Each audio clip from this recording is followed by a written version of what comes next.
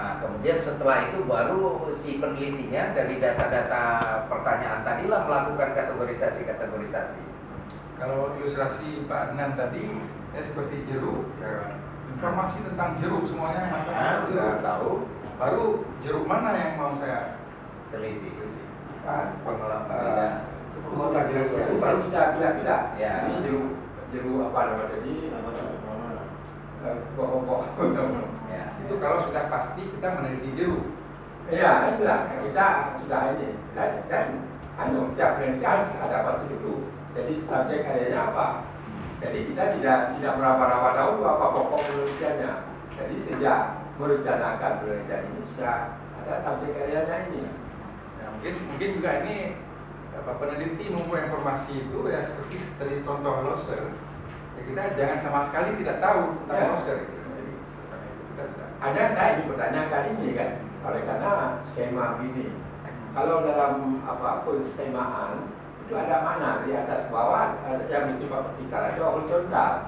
Kalau grounding region bersifat horizontal ya. Jadi ya, kita mulai dengan data. Kalau yang verifikatif atau yang kuantitatif tadi mulai dengan teori. Jadi hari kuasa kita dahulu teorinya. Tapi pengertian teori ini mungkin Pak ini kita sering lupakan apa yang maksud dengan teori. Asal sudah pendapat orang sudah dikatakan teori gitu. Ini yang sering kali kan. Jadi Pak Saleh, kalau mengacu pada Creswell dengan Pak Adnan tadi ini yang saya tulis, ya. Pak Adnan justru ini yang disebut dengan gathers information ini, Pak Adnan mengatakan pertama itu punya perspektif apa yang mau diteliti dan kemana penelitian ini diarahkan. Lalu tadi ada pembatasan subjek dan problem areanya.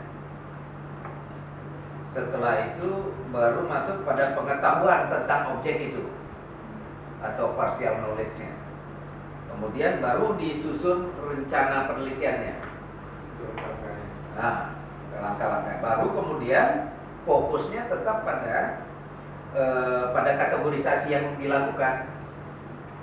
Nah, sementara kan kalau induktifnya Creswell ini usaha informasi, kemudian ya seperti kebanyakan memang buat daftar masalah. Daftar masalah itu dibagi-bagi dalam kategorisasi atau klasifikasinya.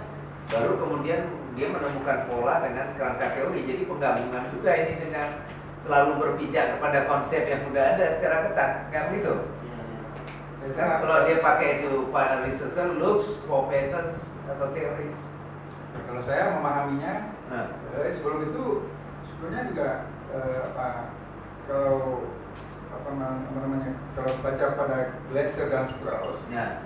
Rujukan Schlegel juga, itu juga ada verifikasi dalam proses penelitian, proses menemukan teori dari data. Itu verifikasinya kan hipotesis kerja yang dia bangun berdasarkan data. Verifikasinya pengertiannya seperti itu, berbeda dengan penelitiannya induktif. Nah, itu satu. Yang kedua, kalau saya itu memahami peneliti membentuk kategori-kategori itu karena kita sudah menemukan pengelompokan yang kita kemudian menyebut dia kategori sampai nanti mungkin ciri-ciri dari kategori itu. Di sana kita kerjakan sudah kelihatan di sana konsep atau berbagai macam namanya lah, mungkin definisi, mungkin hipotesis kerja dan sebagainya yang akan kita rangkaikan menjadi ya apakah namanya generalisasi empiris atau namanya hipotesis substantif gitu, dari data itu kan. Sampai nanti ya mungkin kita bisa memahami sebagai satu penjelasan terhadap penelitian kita atau teori, tapi teori dari data kan. Nah, itu ketika namanya research looks for pattern. Tapi yang saya pahami yang pada tahap akhir Pak, pengertian verifikasi pada grounding itu bukan pada pengujian, tetapi dengan tetap membanding-bandingkan. Kalau sudah menghasilkan teori yang satu dibandingkan dengan teori ini, tapi yang tetap dalam subjek atau permasalahan tertentu gitu. Jadi kalau misalnya ini saja contohnya, misalnya tiap pagi saya di sini tiap pagi melihat bahwa pedagang sayur itu bawa sayur ke pasar Penayung. Di pasar Penayung dia serahkan pada penjual. Jadi antara petani dengan pedagang eceran itu ada perantara. Apa saja, beras misalnya juga demikian, bawa ke sana jual.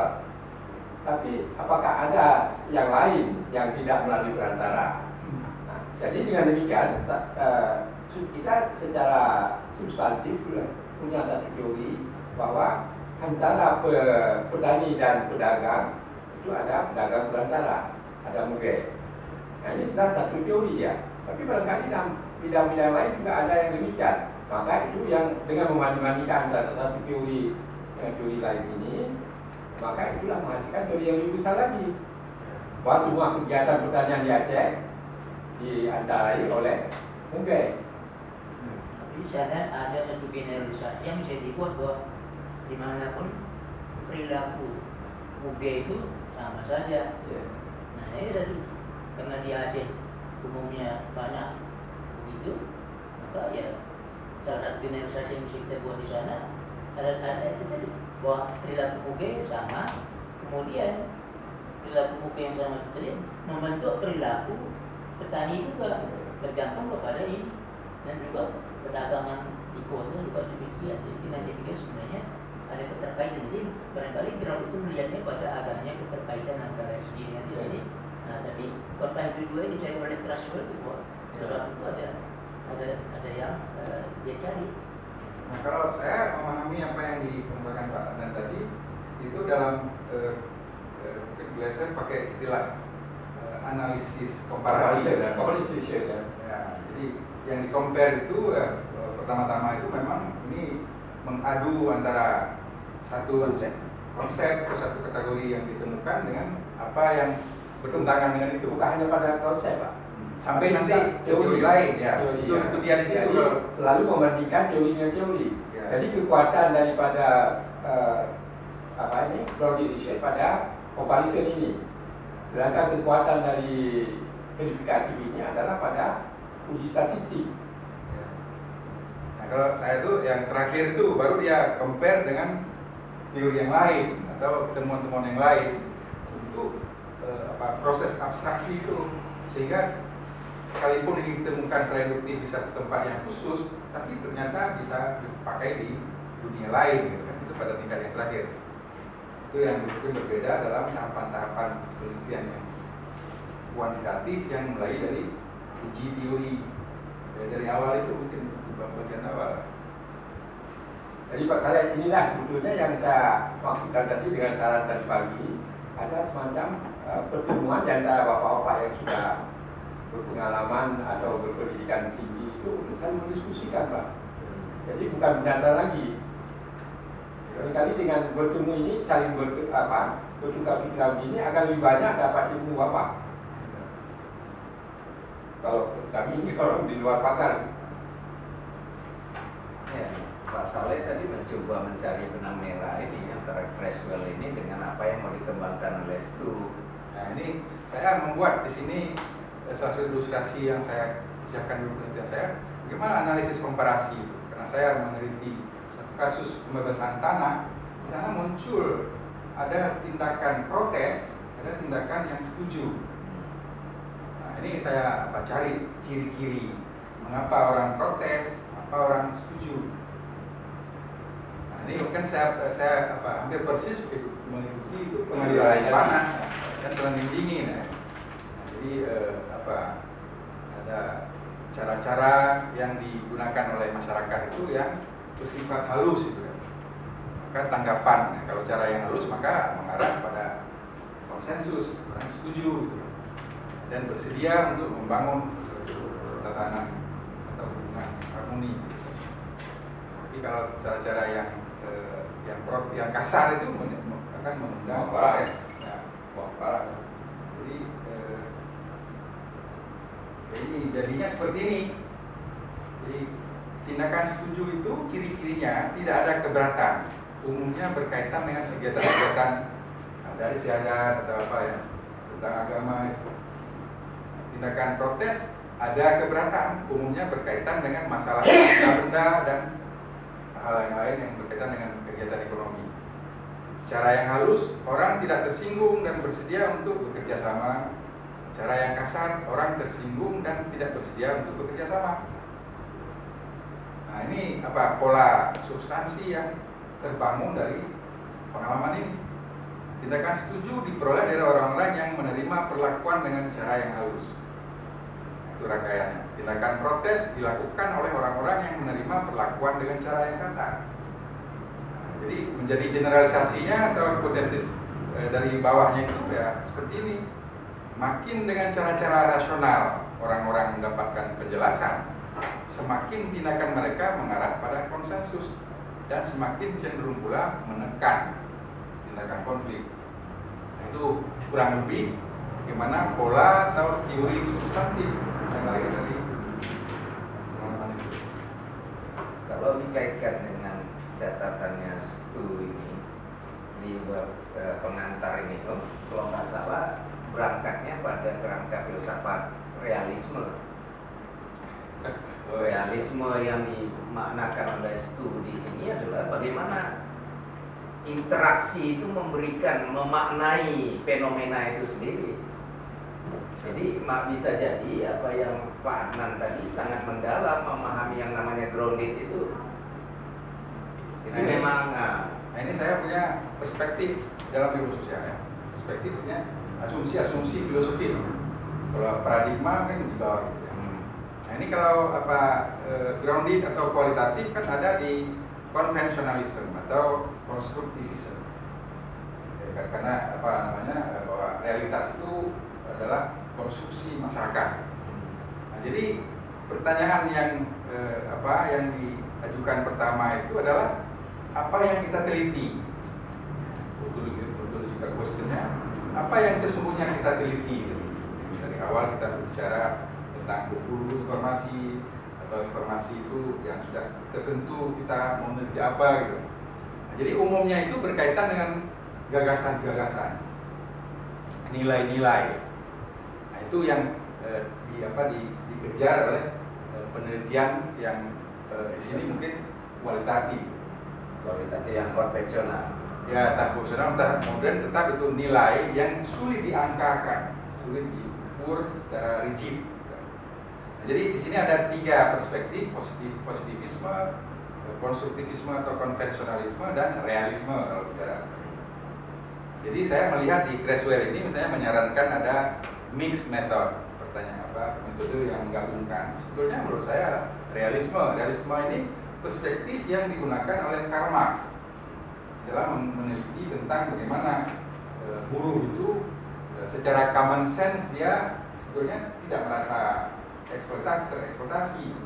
Kalau kita nanya apakah Anda itu dieksploit oleh majikan, jadi dia nggak bisa jawab karena kontraknya itu suka sama suka. Ternyata tidak hanya itu, ada realitas saintifik lain yang tersembunyi. Itu yang membutuhkan metode ilmiah untuk melihat kenapa dia menjawab seperti itu.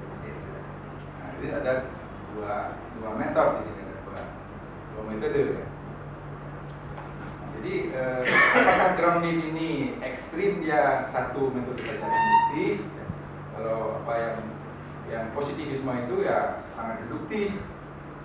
Nah, saya itu barangkali yang bagus kalau didiskusikan seberapa jauh dia induktif. Karena penelitian-penelitian yang terakhir termasuk saya itu meneliti misalnya pada saat menulis disertasi itu ya mungkin alur pikir pertama deduktif, mungkin metode pengumpulan datanya yang nah ini kan sekarang sudah pinjam meminjam dari berbagai bidang atau metode yang lain. Sosiologi sekarang kan juga sudah menggunakan banyak metode antropologi. Jadi ternyata teori-teori sosiologi juga seperti Max Weber itu tidak bisa seluruhnya kuantitatif. Itu sangat juga kan.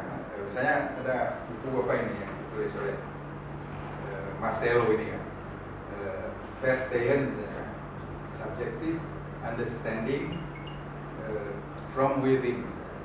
Nah itu apakah grounded Pak atau beda dengan grounded? Nah, karena kalau baca buku Glasser dan Strauss juga banyak menuju pada Max Weber. Tapi kalau saya tidak salah first year ini kan hanya filsafat ya. Ya. Jadi mencoba mendalami sesuatu itu, bagaimana orang itu memahaminya. Ya. Terus jadi dari dalam ya. Nah, apakah grounded bukan begitu? Grounded saya kira dia bisa menggunakan ini. Jadi grounded itu sebenarnya bukan metode Pak. Dia pendekatan tadi kan. Ada kualitatif, kuantitatif juga bukan metode sebetulnya. Dia kan pendekatan. Pendekatan yang mengutamakan kepada pengukuran. Kalau yang kuantitatif, pendekatan yang mengutamakan kepada pengukuran. Jadi menurut prinsip mereka tidak ada yang tidak bisa diukur. Cinta pun bisa diukur katanya, hanya pakai skala nanti. Ya, jadi ada, kalau skalanya 10 ya cinta kepadamu adalah 10. Jadi, kalau ini prinsipnya, ini prinsip kuantitatif. Tapi kualitatif untuk apa kita angkakan? Kalau itu tidak bermakna apa-apa bagi ini. Mungkin kalau boleh ya, kalau harapan kita dari kegiatan kita ini, kita dapat mungkin pemahaman yang lebih komprehensif spesifiknya masalah grounded research. Nah, mungkin bisa dilanjutkan dari yang sesi pagi tadi ya. Pak Anton sudah bicara masalah beberapa poin yang terkait dengan grounded research, termasuk data dan konsep, kemudian lapangan dan perpustakaan, kemudian gagasan, kemudian masalah deskripsi dan analisis, termasuk masalah kuantitatif dan kualitatif tadi. Nah, Pak Saleh tadi juga coba membandingkan sama pendekatan lain yang saya nggak tahu apakah itu betul-betul berangkat dari grounded research atau memang yang Pak Saleh ingin munculkan adalah bagaimana mungkin sekarang dalam konteks sekarang approach atau pendekatan grounded research ini udah mulai interlocking kalau bahasa kami di Eknova. Jadi udah mulai satu sama lainnya semakin melengkapi atau bahkan mungkin pinjam-meminjam kalau istilah Pak Saleh tadi. Nah, mungkin sebelum sampai ke sana bisa nggak kita lihat lagi apalagi sisi-sisi grounded research ini yang perlu jadi semacam hal yang harusnya memang substansi dalam pendekatan grounded theory atau grounded research ini, Pak. Pak Saleh, Pak Barin silakan mungkin ya, tentang ini selain dari yang udah disampaikan. Kalau saya memahaminya begini, dalam penelitian sosial sebenarnya semua metode yang ada atau teknik yang ada bisa dipakai untuk satu penelitian. Jadi walaupun Anda menggunakan metode kuantitatif, ada hal-hal tertentu yang Anda perlu teliti dengan sifatnya grounded. Contohnya gimana, Pak? Contohnya begini, apakah di sana yang apa yang dikatakan bahwa kita sebenarnya berangkat dari paling kurang dari satu asumsi, bukan dari pertanyaan, karena pertanyaan itu kalau menurut grounded dan kalau menurut pertanyaan itu pertanyaan itu bisa datang pada saat kita meneliti. Kita tidak siap dengan penelitian, jadi begitu penelitian berjalan baru kita menemukan banyak pernyataan. Kenapa? Karena banyak perilaku yang kita lihat itu beda. Nah, bedanya ini yang barangkali membuat selalu bisa berubah. Jadi oleh karena itu banyak peneliti tidak mau menggunakan salah satu metode tertentu saja, pakai semua ada. Sehingga itu yang namanya metode apa ya? Semua metode bisa pakai. Kalau bisa saya beri contoh apa ini? Kalau saya mau pasang paku di dinding, peralatan tidak ada, ya ada botol. Apakah saya harus cari dahulu martil begitu? Kalau dengan botol bisa masuk paku itu tidak pakai botol aja. Pernah Pak pasang ini? Ya. Dengan sudut ini nggak susah ya. Begitu juga ini dengan ini. Kalau kita menghadapi orang yang tidak tahu menulis, tidak membaca, kemudian kita ajukan kuesioner, bagaimana? Ya itu salah satu kritik terhadap penelitian yang kuesioner, Pak. Ya, kuesioner. Orang yang jawab tidak tahu apa yang dia jawab. Boleh jadi dia nyontek atau suruh isi sama orang lain. Kalau kita di sini orang lain yang jawab, dia nanti kita tanya rame-rame di situ. Oleh karena itu, lagi Pak, sekarang ini apakah dia mengerti? Ini kembali tadi Pak. Apa yang kita tanyakan?